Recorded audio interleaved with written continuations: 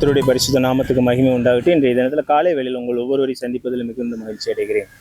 இன்றைக்கு கர்த்தர் நம்மளை பார்த்து என்ன பேசுகிறார் என்றால், ஆகாய் 2:8 எடுத்து நம்ம படிக்கலாம். ஆகாய் 2:8, வெள்ளியும் என்னுடையது பொன்னும் என்னுடையது என்று சேனைகளின் கர்த்தர் சொல்லுகிறார். வெள்ளியும் என்னுடையது பொன்னும் என்னுடையது என்று சேனைகளின் கர்த்தர் சொல்லுகிறார்.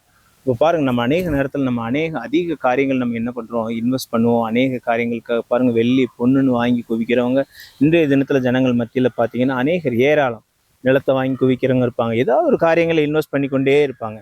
ஆனால் இந்த காரியங்கள் எல்லாவற்றிற்கும் இன்வெஸ்ட் பண்ணி என்ன பண்ணாலும் அதற்கெல்லாம் சொந்தக்காரர் யார் என்று பார்க்கும் பொழுது கர்த்தராகிய இயேசு கிறிஸ்து மாத்திரம்தான். ஏன்னா அவர் ஆதியாகமத்தில் படிக்கும் பொழுதே, அந்த ஆறுகளை உருவாக்கும் போதே நீங்கள் படித்து பாருங்கள், அந்த ஆறுகள் எல்லாவற்றிலும் பொன் விலையும் வெள்ளி விலையும் இந்த மாதிரி அநேக விளைவிக்கிற காரியங்கள் என்ன பண்ணுறாரு, ஆண்டவர் உருவாக்குகிறார். அப்போ ஒரு தோட்டத்தை ஒருத்தர் வாங்கியிருக்கார், அதை உருவாக்குகிறார், அதை பண்படுத்துகிறார், செயல்படுத்துகிறார் என்றால் அந்த தோட்டத்துக்கு உரிமையாளர் யார்?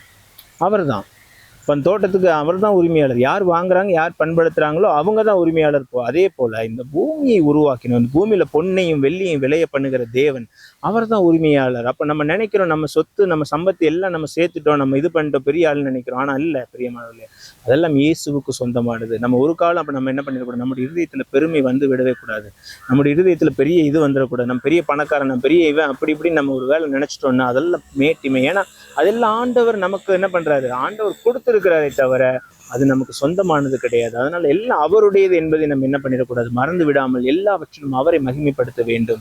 ஆண்டவர் கர்த்தர் கொடுத்தார், இது அவருக்கு சொந்தம் அப்படின்னு நீங்கள் அதை அர்ப்பணிக்கும் பொழுது ஆண்டவருக்கு அது மிகவும் பிரியமுள்ள காரியமாக இருக்கும். ஆண்டவர் உங்கள் வாழ்க்கையை அதை நிமித்தம் ஆசீர்வதித்து இன்னும் மேன்மைப்படுத்துவார். ஏன்னா இந்த வாழ்க்கையில் நீங்கள் என்ன சம்பாதிச்சாலும் என்ன ஓடினாலும் ஒரு பிரயோஜனம் இல்லை. மண்ணில் இருந்து உண்டான மனுஷன் கடைசியில் மண்ணுக்கு தான் திரும்ப போகிறோம். உங்கள் தாயின் வயிற்றில் வெறுமையாக வந்தோம், இந்த மாதிரி வெறுமையாக போகிறோம். உங்கள் கையில் ஒரு சின்ன ஒரு பொட்டு தங்கம் இருந்தால் கூட அதை கூட விட்டு வைக்க மாட்டாங்க, எல்லாத்தையும் உருவிட்டு தான் விட போகிறாங்க. அதை நீங்கள் எப்பொழுதுமே மறந்துடக்கூடாது. ஏன்னா இது எல்லாத்துக்கும் சொந்தக்காரர் ஆண்டவராக இயேசு கிறிஸ்து. அவரிடத்துல நீங்கள் அர்ப்பணித்து நீங்கள் அவருக்கு பிரியமாய் வாழும் பொழுது நிச்சயமாக உங்கள் வாழ்க்கையை ஆண்டவர் மாற்றுவார் என்பதில் சந்தேகம் இல்லை. உங்களையும் உயர்த்துவார், ஆசீர்வதிப்பார். ஆனால் எல்லாவற்றிலும் அந்த பொருள் எல்லாவற்றையும் ஆண்டவர் கொடுத்து ஆண்டவரை கனமனுகளால் நீங்கள் மாற வேண்டும் என்பது தான் ஆண்டவருடைய விருப்பம். கண்களை மூடி நம்ம ஜெபிக்கலாம். அன்பின் நல்ல ஆண்டவரே, நம்ம நன்றியோடு துதிக்கிறோம் ராஜா. அநேக காரியங்கள் நான் இன்வெஸ்ட் பண்ணி, அப்பா பொண்ணு என்னோடது, வெள்ளி என்னோடது என்று நாங்கள் நினைத்து கொண்டிருக்கோம். ஆனால் எல்லாம் உம்முடையது ராஜா. அதை நாங்கள் அறிந்து கொள்ள, அதை நாங்கள் உணர்ந்து கொள்ள என் தேவநாயகத்தில் எங்களுக்கு உதவி செய்யுங்க. அதை வைத்து உண்மை கனம் பண்ணுகிறவர்களாய் மாற்றுங்கப்பா. அதை நினைத்து அதில் மேலே கவனத்தை செலுத்தி அதை எங்கள் வாழ்க்கையை அழித்து விடக்கூடாது சுவாமி.